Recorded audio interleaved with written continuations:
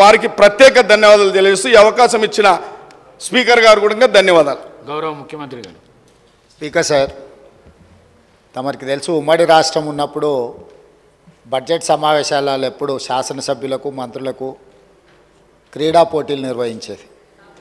అదేవిధంగా వివిధ కళలకు సంబంధించి కళాకారులుగా శాసనసభ్యులు మంత్రులు పర్ఫామ్ చేయడానికి కూడా అప్పుడు కార్యక్రమాలు తీసుకునేది. సరే, రకరకాల కారణాల చేత స్పోర్ట్స్ స్పిరిటే కొంత లేకుండా పోయింది. తమరు అనుమతిస్తే ఒక ఆల్ పార్టీతోని ఒక కమిటీ వేయండి.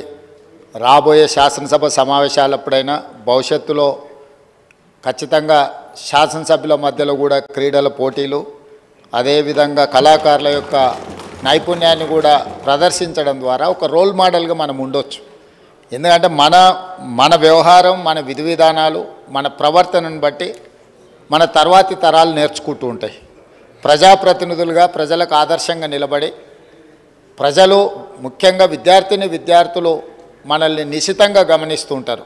కాబట్టి తమరు అన్ని పార్టీల నుంచి ఒక కమిటీని కాన్స్టిట్యూట్ చేసి వాళ్ళ సలహాలు సూచనలు తీసుకొని రాబోయే శాసనసభ సమావేశాల నుంచి ప్రతి సంవత్సరం ఒకసారి, పర్టికులర్గా బడ్జెట్ సెషన్స్లో కొంత సమయం ఉంటుంది కాబట్టి శాసనసభ్యుల మధ్యలో కూడా తమరు క్రీడల పోటీలను నిర్వహించడానికి ఆదేశాలు ఇస్తే బాగుంటుంది. ఒకసారి తమరు కూడా అది పరిగణలోకి తీసుకోవాల్సిందిగా నేను కోరుతున్నా అధ్యక్ష.